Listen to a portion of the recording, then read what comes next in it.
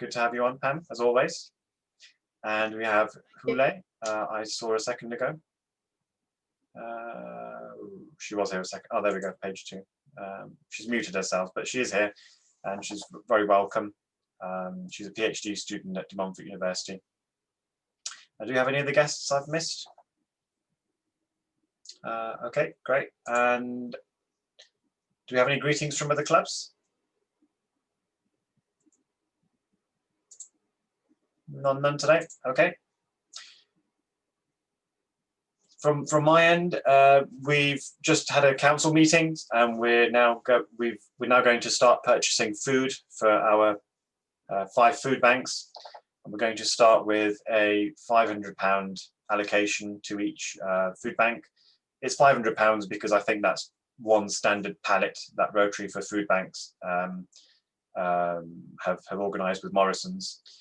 And so we'll be doing 1 to each food bank, and I'll be keeping you all updated on how that goes. And hopefully it goes ahead pretty soon. And I'm sure the food banks will be very grateful. The pressures on them seem to be increasing from what I can see. And I do deliveries on Sundays for one of our food banks. And I've noticed in the last 3 weeks, I've had additional people given to me to deliver the food to. So yeah, I think they'll be very grateful for anything we can do for them in the next few months. So let's hope that goes through quickly and goes well.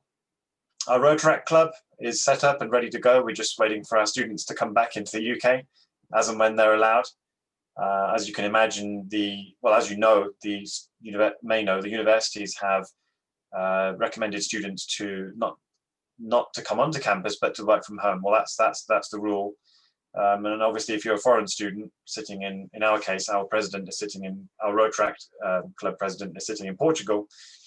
I won't be surprised if she decided to stay there for a little bit longer than come back to the UK just yet, especially with flights and things. So obviously, we're trying to keep tabs on that, and as soon as we can get the students back together, I'm very keen to get them going on some volunteering projects that we've got ready to go. So that's that. We're working on some other initiatives, which I'll keep you updated on as and when I get some positive news. Do we have any notices from Secretary, Barry? No. Okay, none today. Any other comments from committee chairman?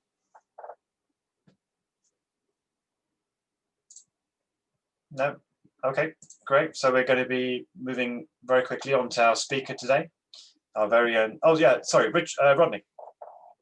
I'd just like to thank those Rotarians that are donating laptops or iPads and things to the school project that the E-Club of District 1070 are doing. I think I've got about 10 here already, so thank you to those that are delivering or being we're collecting from. So thanks very much, and thanks Parmdeep for your contribution. Oh, no worries. And I was actually quite startled at the numbers when I read them on the email you sent me as to how many students were just either working off their parents' phones or didn't have any devices whatsoever. So could you tell us a bit more about the situation as it stands for many kind of inner city children who aren't privileged like some other students who are able to work from home? Well, this is working with the E-Club, which is based in the Daventry Toaster area, and they've got several schools already. What they set up, which is why the sort of a needed operation, is that they are then servicing the computers and making sure that they've been cleaned of any personal information. So they're aiming to do that, and they will get them. They're working with the schools who will actually do the distribution to their students. So thank you for that. If anyone's not heard the details of this, there was an email forwarded on by Barry, and thank you very much for doing that. Thanks for your hard work, Rodney, as always. Okay, any other comments? Okay, so our speaker today is our very own Sue McEniff. and she's going to be telling us, giving us an update from a COVID-19 update from Charity Link. Please take it away, Sue. Thank you. Thank you. Would you be able to enable me to share my screen? I have now done that, yeah. Okay. Lovely, thank you. Can everyone see that okay?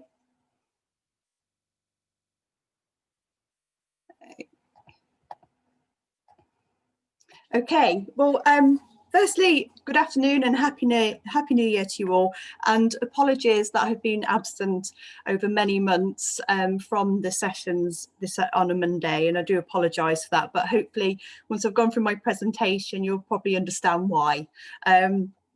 So really, I'm going to talk about our response to COVID-19 and our journey through from beginning of lockdown really up till today, really. Our COVID journey really began in February when we recognised that COVID was most likely going to hit us at some point. And I very diligently prepared a risk assessment. And I'll have to say that I do hope it's the one and only time that I prepare a risk assessment and every single worst case scenario happens all at once, because I've never experienced that before and I'm sure no one else has, but there you go. So we started preparing, but obviously, and I'm sure it took most of us by surprise that on the 23rd of March, when we had the announcement that we were going into national lockdown. And our main and our one and only focus was to keep the service running. Our predecessors at Charity Link had kept the service running through Spanish flu and 2 world wars, and we certainly were not going to let the side down. So within 24 hours, we were moving to remote working and having a skeleton staff within the office. Obviously, this presented many, many challenges, and I won't go into all of those. I'll just cover really the key areas. How are we going to continue running our service? We are very paper-based, and that move to remote working was quite a big leap for us, I have to admit. But we managed it, we turned it around, but we had to change some more operational processes and procedures during that process. We also knew straight away that the pressure on grant-giving funds was going to be immense. We knew there was going to be an impact on voluntary and investment income, and therefore what grant givers would be able to redistribute. We also knew our referral network. We worked with 250 agencies right across the community. We're also in the same situation that we were in. They were grappling with the lockdown. They were grappling with how to remote work. Many work face-to-face with vulnerable clients. And some, unfortunately, had to close in those initial few weeks and months of that first lockdown. We also realised straight away that our goods supply was going to be dramatically affected, with the closure of non-essential retail and manufacturing ceased during that first initial phase. Of course, not having, well, by going out buying beds and cookers would deem as non-essential if you already have those items, and it's a case of upgrading. But if you do not have those items, they are essential and you desperately need to get your hands on those, and that good supply was very, very difficult in those initial stages. And most importantly, of course, we knew that our income was going to be drastically affected. We were estimating 40 to 50% drop in income immediately. Our events programme, our community fundraising, corporate giving, individual giving, all were impacted on, as well as potentially trust fundraising. It was like our whole fundraising calendar fell off a cliff and went through a black hole overnight. It has been estimated that there's a £10 billion shortfall for UK charities because of COVID, and that was based on pro bono economics, who've estimated that is 10 to 12 billion. I thought I'd take the optimistic value of 10. So as you can see, we had many, many, many challenges. So how were we going to meet that increased need? We had an immediate uplift in requests for help. We were instrumental at the very beginning in the first week and 2 of lockdown to support the national scheme to get those who were street homeless into hostels.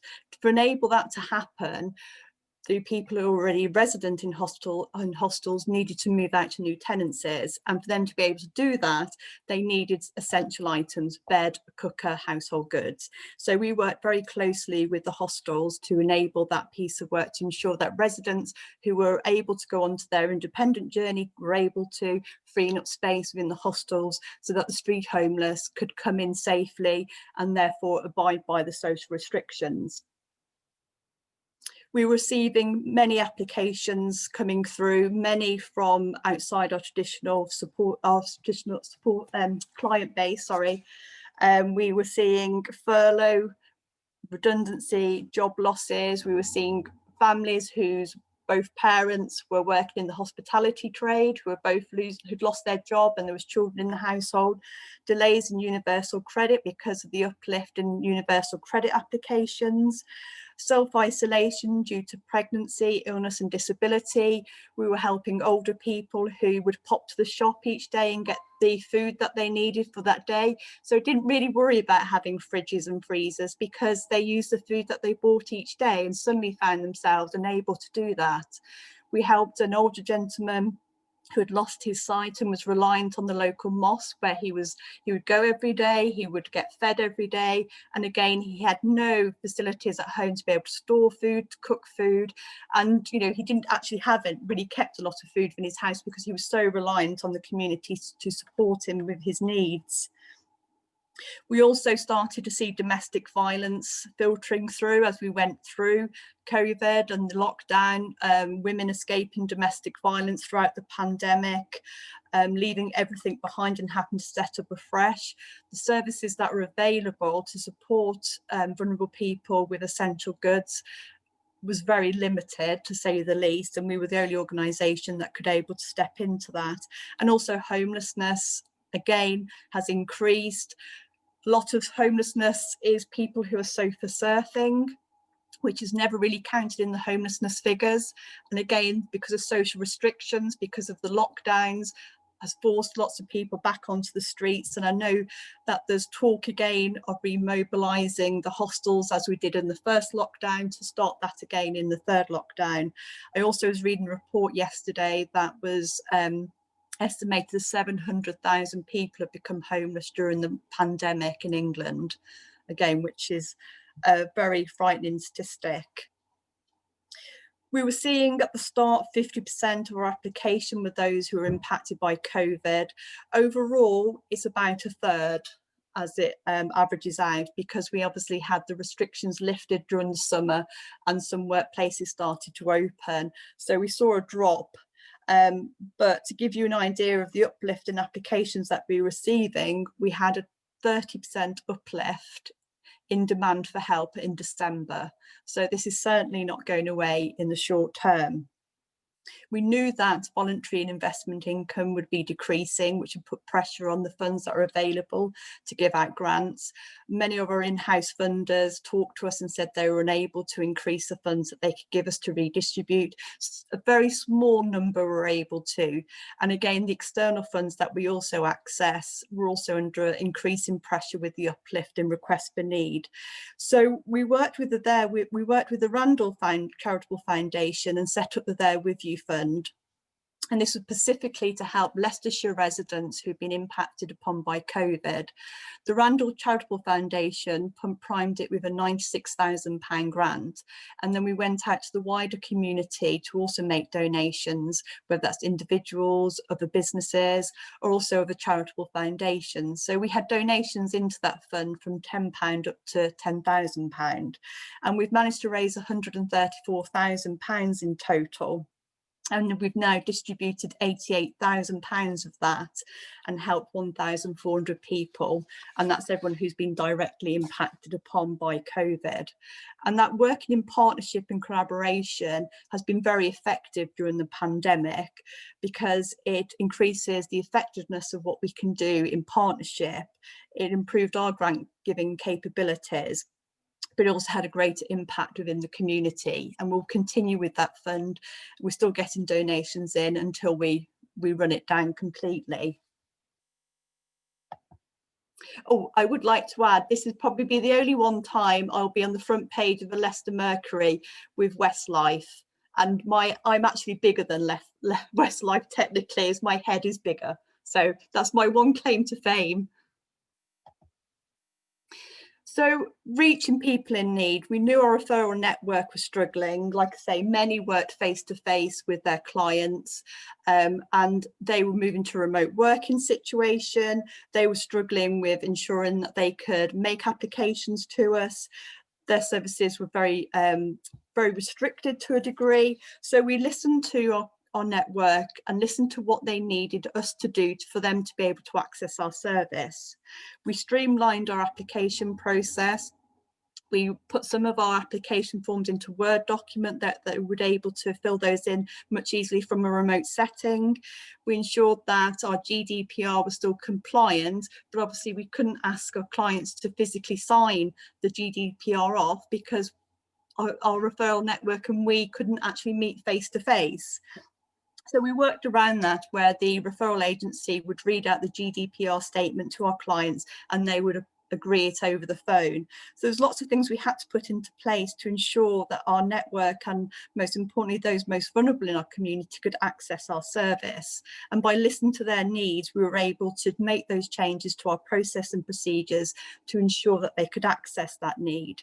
The There With You Fund also allowed additional promotional work with the Leicester Mercury, and we use that as a platform to reach out and to promote our service, to ensure that our services are more widely known, particularly because a lot of people who have been impacted by COVID are very new to the welfare system and may have never had to be in the welfare system before. We also needed to go out and target particular beneficiaries who had been impacted. So we also received some funding from the National Lottery to build capacity with our service and also do key development work to reach out to the BAME communities have been particularly impacted on, but also industries such as retail, hospitality and leisure, who've been obviously hugely impacted throughout the pandemic. As I already mentioned, we've received increased requests for help. In December alone, it was 30%. We don't see that slowing down anytime soon. In fact, it seems to be actually increasing rather than decreasing. Maintaining stock supplies has been difficult. There's been a national shortage of white goods since about November. A lot of these goods come over from Europe, in particularly Turkey. And Turkey, because of the COVID-19 pandemic, have had the reduction in their manufacturing to only a third of what they would normally do. So we've had reductions in manufacturing.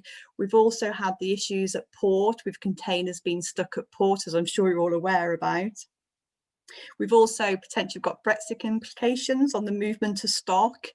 Reused and reconditioned supply has been patchy because when we have the lockdowns, there is less people getting rid of stuff. The tips have been closed, so that the recycling of goods has not necessarily gone into the system to be reconditioned and pumped back out. So that also has been difficult to mitigate against. But what we've been doing is increasing our stock supplies and building up stock. We've also been looking for additional storage capacity to be able to do that, so that we can kind of smooth out the difficulties and the lows and highs in the stock system. And we've also moved to an online voucher system for our clients. Previously, we would post out, or in most cases, our clients would actually come to our office to collect vouchers, which would be paper-based to use in store. But obviously, with non-essential retail again closing, this is very difficult for them to be able to access the goods that they need, in particular clothing and household goods. So we've moved to an online voucher system, which can be emailed or sent as a text message to our clients. And that can be used in store or online to ensure that they can get the things that they need. And something that obviously the club has been really helpful with is one of our particular stock issues was beds, particularly at the beginning of the pandemic. And you very kindly supported us with that. And here are the beds that you were able to support us with. I'm sorry, it's not the most attractive of photo, but I can definitely see that the stock arrived and the stock went out very, very quickly. This enabled us to expand our product range. So we now include beds as part of our social enterprise. So thank you for kickstarting us on that process. So since lockdown, we've helped just shy of 5,000 local people and children.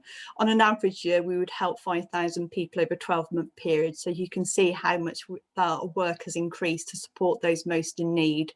We've distributed over 3,653 essential items, all worth £611,000. So you can see how much we've been working and how hard we've been working to ensure that we can get the help to those who need it. And here's just a breakdown of some of the items that we've provided. So you can see the numbers and the quantities that we've been distributing throughout this. Obviously, again, delivering goods has also presented its issues because of social distancing, going into other people's households. So we've worked very much with our referrers and our clients to be able to ensure that we can deliver goods to the doorstep and ensure that they can have the support in the household or a key worker who can help bring the items in and fit them accordingly, so that we're not constantly cross-contaminating households and putting our clients at risk, particularly if they're self-isolating because of illness or disability. We haven't done a great deal around food and utilities, as you've probably noticed. This has mainly been due to the fact of the emergency food provision that has been set up from the City Council at the beginning of the pandemic, which has run really pretty much to the end of the year. And of course, all the food bank networks were supporting local people in need. Also, there was a school provision with vouchers, and schools were also distributing food. So we didn't necessarily get a lot of requests for food and utilities because the community had picked up that piece of work. However, we are working with the City Council on their winter grant scheme and redistributing funds for utilities, food, clothing and bedding. Obviously, that's lots of statistics, but it doesn't really kind of say and tell you a greater picture of who it's helped. And obviously, when helping 5,000 people, it's very difficult to pick out individual case stories. But I did deliver a hamper. We receive hampers each year very kindly from the Rotary Club of De Montfort, so thank you to them, and have been doing for a number of years. And this year it was even more poignant that we received those hampers. And I personally delivered a hamper to a lady and her very young son, and they'd escaped domestic violence during the pandemic, and Charity Linked had helped with the removal costs so that they could make that move to a safe home. She was struggling very much due to what she'd been through, having to move, but also due to extensive injuries that she was still recovering from, which were received from her partner. When I delivered the hamper, she was so overwhelmed with the kindness that everyone had shown her that she was just in bits, and it was very moving, and it was lovely to be able to give her something extra and some nice treats as well within that hamper. But when I placed the hamper down into her home, because she couldn't have moved it at all due to her injuries, I did notice that her tenancy had concrete floors, and she was in there, and I think her son must have only been about 3. So I went back to the team and we reviewed the case, because we wasn't aware of that at that time. And we also supported her with some floor coverings and rugs so that she could put something down on the floor, so her and her son wasn't living in a property that was just concrete floors. And obviously we also have gone through a very, very cold winter as well. We also supported her with a washing machine. Where she was located, she had no access to a laundrette nearby, and would have to have hand washed the clothes, which she wouldn't have been able to due to the injuries that she'd sustained. So we were able to help on a much wider base, which was really nice that we were able to do that. And what we did, and really what we do, is providing small items, but these small items can make such a massive difference to people in need. We are able to move her to a safe property. We're able to make that property more comfortable for her and her son, been able to give herself dignity by having clean clothes, and all of that will enable her to start her life afresh in a safe home without the fear of violence. So sometimes it's not about the big grand gestures, it's about those small items that we take for granted if we just simply don't have them. That really is the core of everything that we do.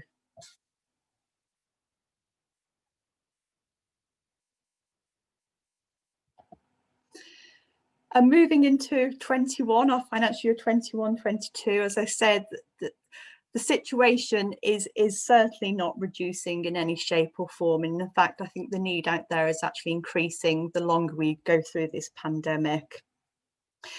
Thanks to yourselves, thanks for individual members, and thank you to the wider community and organisations like the National Lottery and the Leicester and Rutland Community Foundation, we've been able to secure enough funding to keep us going up to this financial year. Our worries and concerns are really our income moving forward in 2021-22. We know this is going to continue. The likelihood of a double dip recession is looming.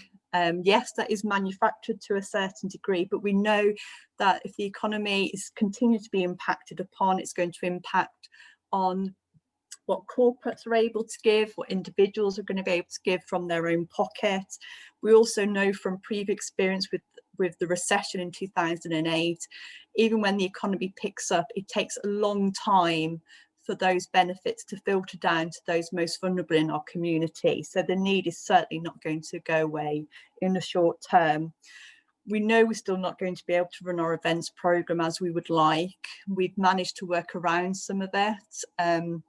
We still did our Leicester 3 Peaks in September, but that was remotely, and it was over 3 weekends, and people could do it only in their family bubbles and to restrictions as they were at that time. So we couldn't have over 100 people all at Bradgate walking together around Leicestershire as we have done previously. And we're also still going to run our sleepover event in January. That's on the 29th of January. Again, we've done that at our courtyard car park, where we'd have a guests arrive and we'd spend 12 hours from 8 p.m. to 8 a.m. outside in our courtyard car park. But of course we can't do that, so we're asking people again to only do that in their household bubbles at home. So we do hope that we can still get some support with that. But we know that moving forward there's still going to be restrictions on what we can and can't do. So we're estimating that our income for 2021-22 will probably see potentially a 40% drop in that income. So we need to look at how we can fill that gap. We do need to build resilience within the organisation. We need to continue to innovate, to improve how we work and our processes and procedures. And we also still need to concentrate on our strategic priorities.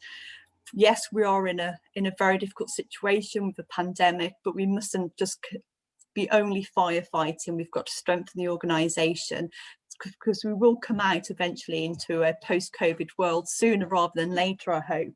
And we need to ensure that our organisation is fit and ready to continue the work that we do, which is helping those most in need in our community. And I hope that gives you a bit of a flavour of where we've been, what we've been doing, and obviously our aims for the future. I guess if anyone has any questions, then I'd be happy to answer those. Thank you, Sue. If you have a question, please raise your hand, or just go ahead and unmute yourself and go ahead with your question. Sue, Simon Gravett here. Hello. Hello. Very impressed with what you've been doing. As you know, myself and one or two of our fellow Rotary members are trustees of the George Townsend charity. Yes. And we have more than sufficient funds if you can use them. I know you've had one £10,000 grant, but we are certainly ready to give more as soon as that is required. That's wonderful, Simon, and thank you to George, yourself and all the trustees, George Townsend charity, for your support this year. It's really has made a difference to what we can do, so thank you. That's great. Well done, Simon. Do we have any other questions?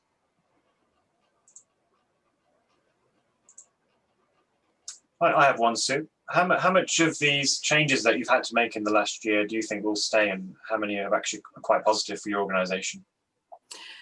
Yes, some of them have been very positive, actually, because if we'd had a conversation about remote working in sort of January last year, we would have said, oh, well, potentially, we could potentially do that. But because we're so paper-based, we'd consider it as probably unrealistic. So we're quite surprised actually how we've improved some of the efficiency within the organisation. Some of it was forced upon us because of the situation. So I do think there's elements that we will take forward, particularly, you know, moving away from paper-based and becoming using our admin system, our databases more effectively. I think there's lots we can learn upon and take forward, definitely. That's great. Yeah, and it was it was nice to see how quickly you reacted as well. I mean, you said within 24 hours you had already decided to work from home, and that just shows to me that how you're one of those rare managers that's very responsive and very dedicated to, like you said, keeping your organisation going and keeping it as strong as it's always been. So it's fantastic you're a member of our club, and it's you know, very proud to have you as a member, and it's nice that you're able to share with us what you've been doing. And please do keep up the good work and update us as you go along for the next year, and we'll try our best to help you. And yeah, all the best. Yeah, thank you. And I promise to show my face more in 2021.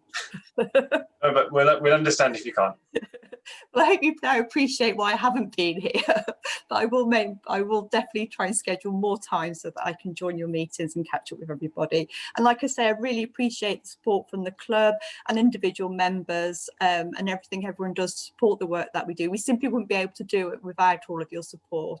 So, you know, we really do appreciate everything that you do. Great. Okay. Just before we move on, it'd be nice perhaps if Richard would like to give us an update on the COVID situation. I know members like to hear that. Hi. Yeah, I think as far as Leicester's concerned, we're about the sort of same level as we were during the Easter period in terms of the COVID load on the hospital and mortality. The impact on the hospital is greater though, because in the spring, everything else stopped completely, and also in the spring, people who get chest complications tend to do better than they do in the winter. So I think it's fair to say that the hospital is under pressure. We're still in control. Most elective work has stopped, and those people who would normally do elective work are being redeployed in other areas. But it's not it's sort of leveling off. But I think the next 2 or 3 weeks are going to be difficult. What's your view on London's situation with the exponential increases we're seeing that might overwhelm the system? I mean, what do you think about that? It's very difficult. The problem is that the NHS is, dare I say, quite good at shroud waving. So it's sometimes quite difficult to get what the true picture is, because the media will tend to go and interview people who are making a lot of noise. The NHS is also quite good at coping, and don't forget they've got the Nightingale hospitals to fall back on, and I think they will get through it. There will be difficulties, but I think that they will get through it all right. The next 2 or 3 weeks are going to be difficult. Okay. Any comments or questions from members? No. Yes, Nick. Richard, interesting you mentioned the Nightingale hospitals. One thing that occurs to me is where are they going to find the people to staff them? Because I understand there's quite a lot of people who are off sick anyway. That is a very good question. Because obviously the NHS is basically made up of its staff. Yes, it has buildings, but it's made up of its staff. And a lot of the problem we have also, obviously, is you've got a mix of staff off. Some are actually off sick, but an awful lot are also off because they're shielding or they've been contacts or whatever. Hopefully, I mean, the majority of frontline staff are now being vaccinated or have been vaccinated, so that should filter through. And I think they're trying to make it easier for people who are retired or whatever to remove some of the unnecessary bureaucracy to get people back to work. But of course it's difficult. Yes, it is. And of course you've also got the armed forces, which have medical services as well. So it will be difficult. You're absolutely right, and because we are made up of our staff who work in buildings, but it's down to the people who manage the logistics to get it sorted. Thank you. And Bernard, please unmute yourself, Bernard. In the bottom, there we go. Do you have a view on high dosage vitamin D as preventive against infection and an aid to recovery? Well, there's no doubt. Trish, my partner, is a huge enthusiast of vitamin D and has done a lot of research on it. And there is no doubt that it's not a cure. None of this is a panacea or cure-all, but it's one of the factors that there's a reasonable amount of research does support vitamin D deficiency as being one of the poorer prognostic indicators.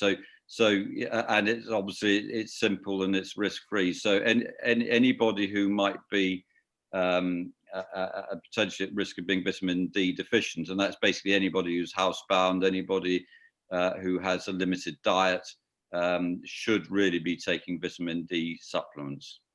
Well, I'm very glad to hear that. I've been taking it for a long time, and I was recommended to take it actually for other reasons before the pandemic started. But it surprised me that the NHS is not recommending that and facilitating it for vulnerable people a lot more widely. I think there are a lot of things the NHS doesn't recommend that seem to me very simple and very obvious, like weight management as being one of the obvious things that they could be making a much greater effort with. But anyway, there we go.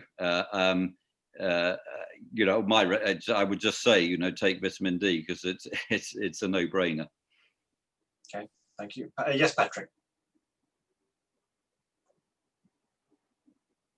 My very best friend, somebody called Matt, he never puts anything else in his signature, promised all the people who were shielding a free supply of vitamin D from the beginning of January. Mine hasn't arrived yet, but apparently this is a national policy, and from the NHS, and there were several 100,000 people who are supposed to be getting.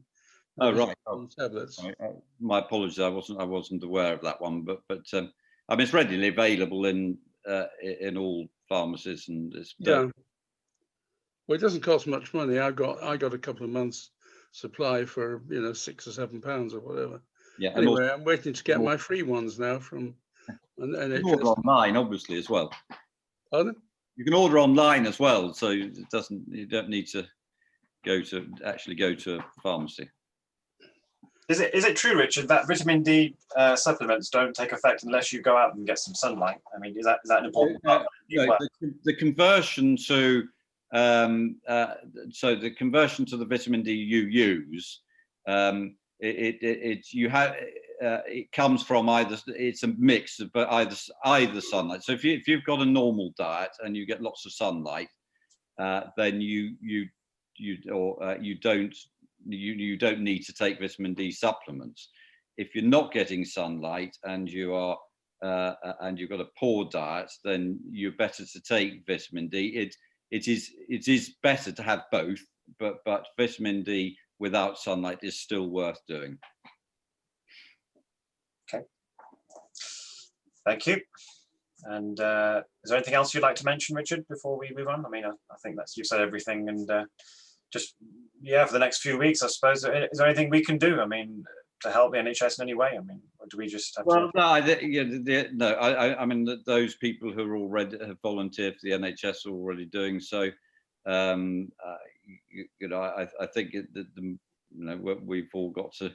Most important thing is to make sure the rest of our lives carry on as best we can, and supporting people like Sue with charities and everything else. That's where the biggest need is going to be over the next year or two.